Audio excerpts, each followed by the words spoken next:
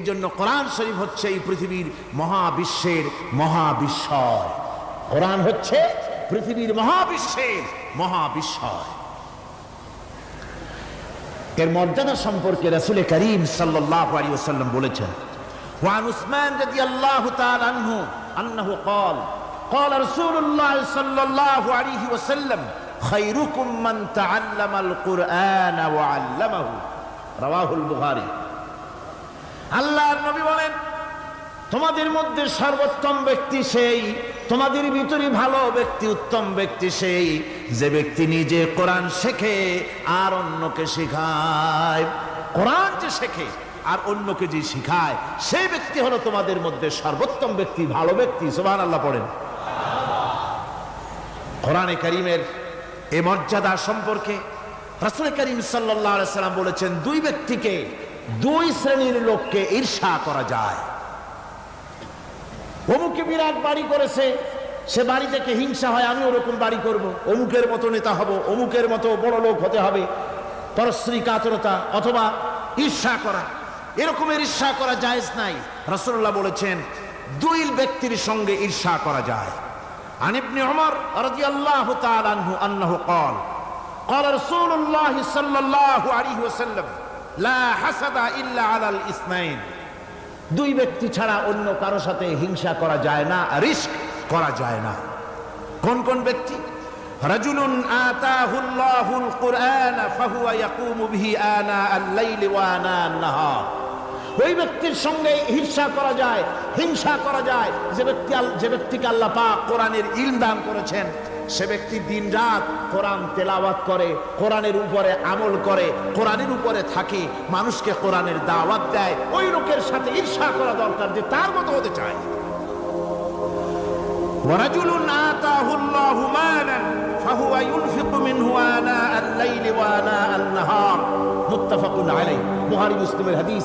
রাসূলুল্লাহ বলছেন, অন্য আরেক ব্যক্তি হচ্ছে যে ব্যক্তিকে আল্লাহ পাক মাল দিয়েছেন, সম্পদ দিয়েছেন, ওই ব্যক্তি তার মাল আর সম্পদকে দিন রাত দুহাতে আল্লাহর রাস্তায় খরচ করে। তার মতো হওয়ার জন্য তার সাথে ঈর্ষা করা যেতে পারে। আমার বন্ধুগণ, এই কোরআন হচ্ছে এমন এক কিতাব যে কোরআনকে নিয়ে যারা অগ্রসর হয় আল্লাহ তাদেরকে বাড়ায় দেন, আর কোরআনের সাথে যারা হিংসা করে, বিদ্বেষ করে, আল্লাহ তাদেরকে অধঃপাতিত করে দেন। عن عمر بن الخطاب رضي الله تعالى عنه أنه قال قال رسول الله صلى الله عليه وسلم إن الله يرفع بهذا الكتاب أقواما ويضع به آخرين رواه مسلم। হযরত ওমর রাদিয়াল্লাহু তাআলা আনহু বলছেন যে আল্লাহ পাক এই কোরআনের সাহায্যে এক শ্রেণীর লোককে প্রতিষ্ঠিত করবেন দুনিয়ার বুকে, এবং আখিরাতেও আরেক শ্রেণীর লোককে করবেন অধঃপাতিত। যারা কোরআনের সাথে বিরোধিতা করবে, তারা যদি হিরো হয় আল্লাহ তাদেরকে জিরো বানাবেন। কি বানাবেন? জোরে গান, জোরে গান, কি বানাবেন? জিরো বানিয়ে দিবেন। আর কোরআনকে নিয়ে যারা আগ বাড়ে, তারা যদি জিরো হয় আল্লাহ পাক তাদেরকে কি বানায় দেন? কোরআনের সাথে বিরোধিতা আজকের নতুন কিছু নয়, আবহমান কাল থেকে কোরআনের সাথে চলছে বিরোধিতা। বিশ্বকবি, কবি সম্রাট আল্লামা ইকবাল, আল্লাহ তাকে জান্নাতুল ফেরদাউস নসিব করুন, সবাই বলুন আমিন। আল্লামা ইকবাল বলেছেন, সতিজা কর রহা হ্যায় আসল সে তাইম রোজ, সতিজা কর রহা হ্যায় আসল সে তাইম রোজ, চরাগে মুস্তফা বি সে শরারে বুলহবিস। মুহাম্মদ সাল্লাল্লাহু আলাইহি ওয়াসাল্লামের দীপ শিখার সাথে, আল্লাহর দ্বীনের সাথে আবু জাহাল, আবু লাহাবের অগ্নিস্ফুলিঙ্গের সংঘর্ষ আবহমান কাল থেকে লেগে এসেছে, কিন্তু ওদের এই অগ্নিস্ফুলিঙ্গের টক্কর লেগে মুহাম্মদ সাল্লাল্লাহু আলাইহি ওয়াসাল্লামের টিম, যাদের অভিজ্ঞতা আছে তারা বলছেন 200 টাকা। এরপরে অঙ্ক ইংরেজি তো কাজে লাগে, ভালো কথা। তারপরে গানের মাস্টার আসছেন, তিনি শেখাবেন কি?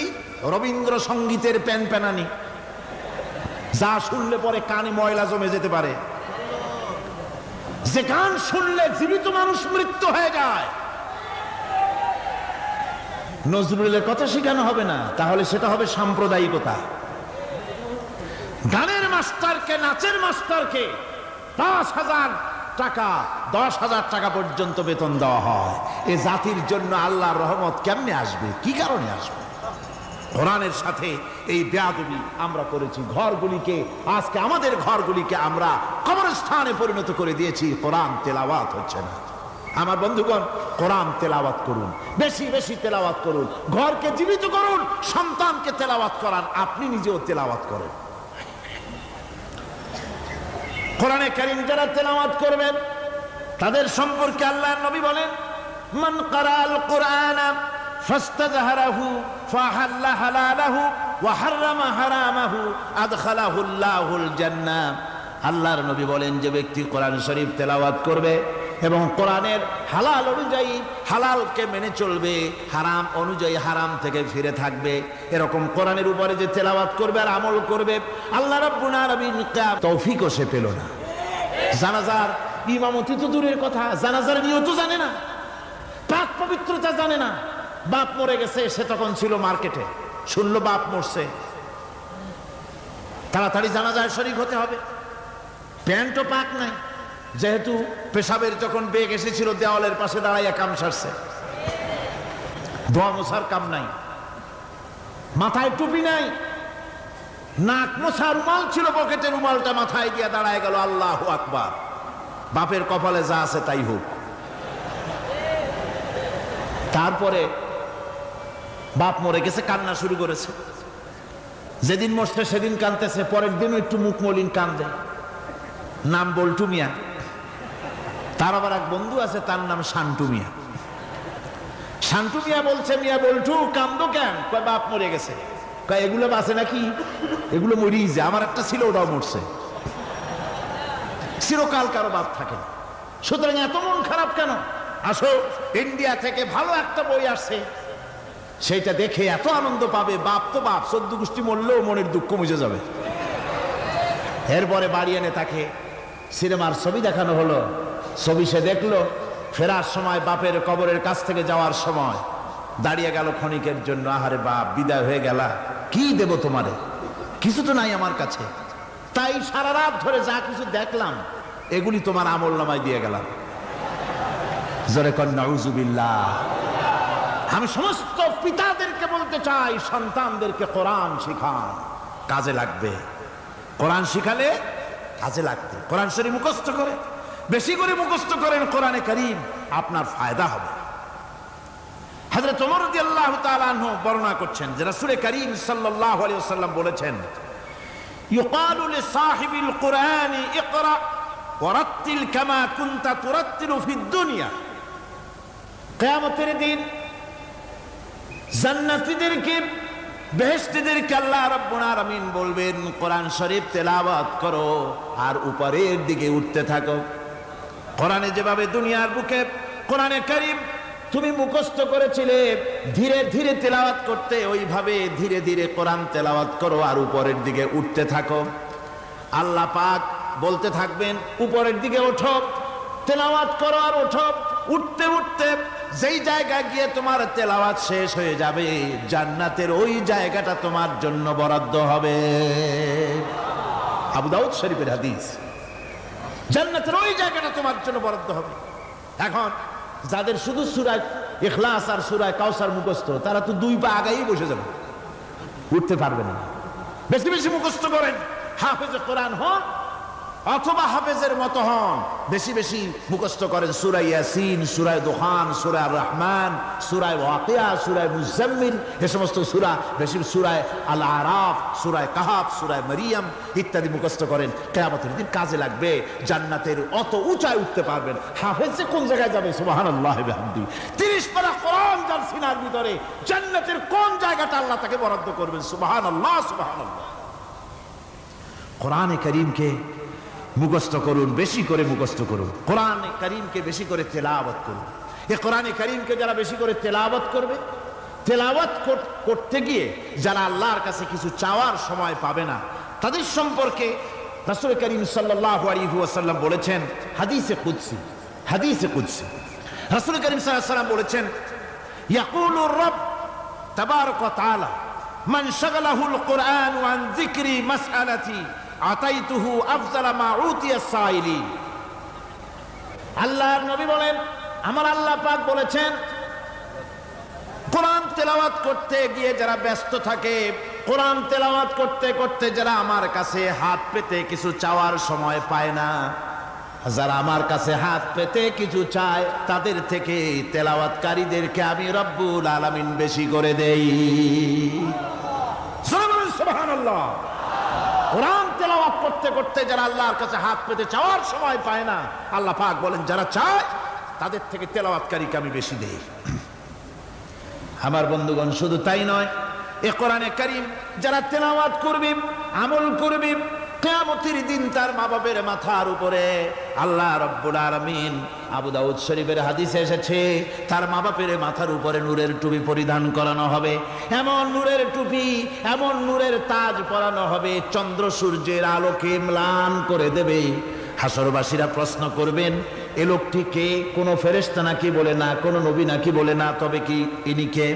জবাব হবে, ইনি হচ্ছেন সেই ব্যক্তি যিনি তার সন্তানদেরকে কোরআন শিখিয়েছিলেন। কোরআন শিখানোর কারণে আল্লাহ রাব্বুল আলামিন আজ তার মা বাপের মাথার উপরে নূরের টুপি পরিধান করে হাসরের ভিতরে মর্যাদা দিলেন।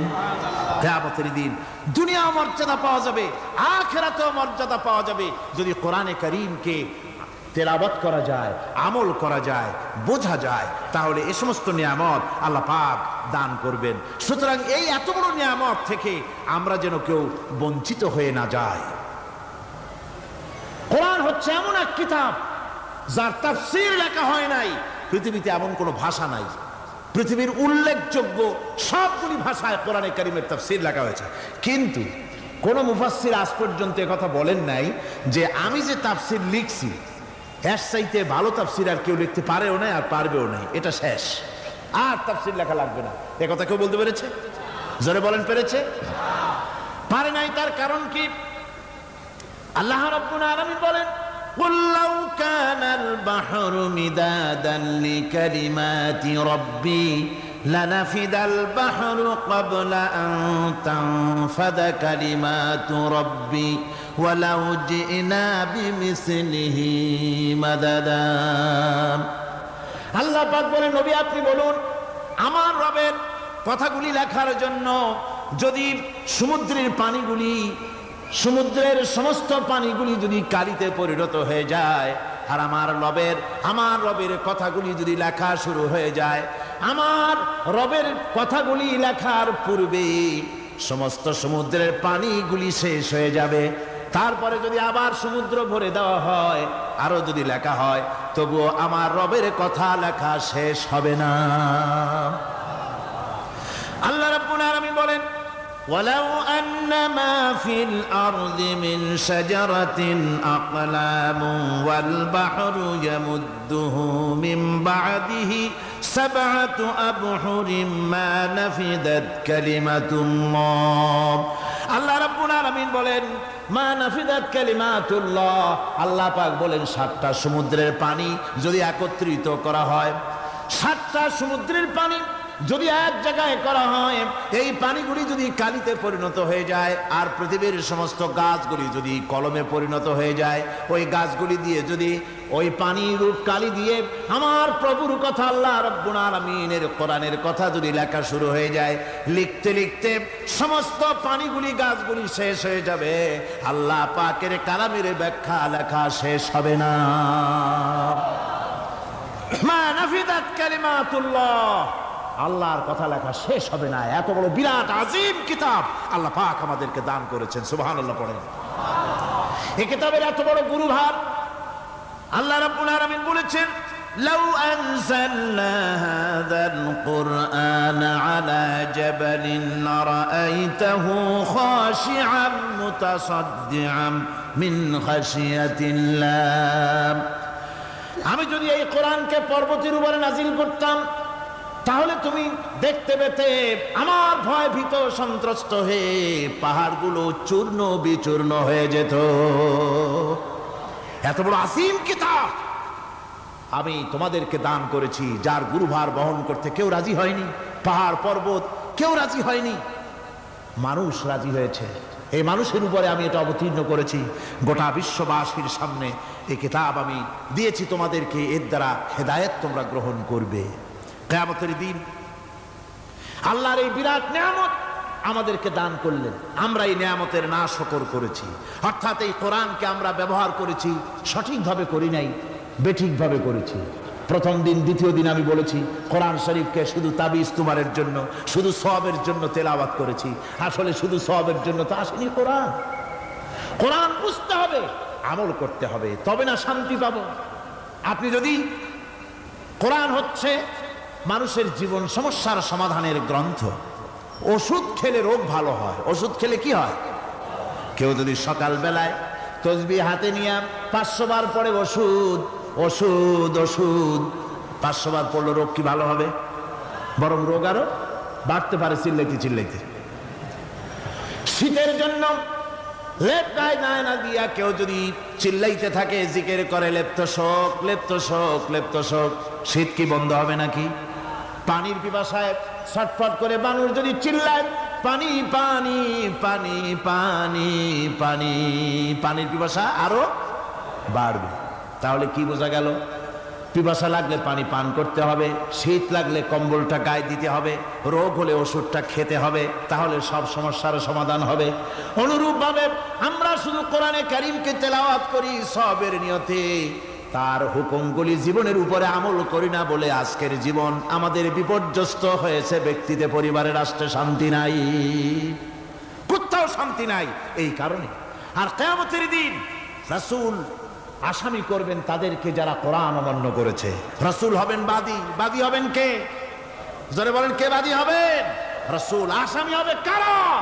যারা কোরআন ছেড়ে দিয়েছে।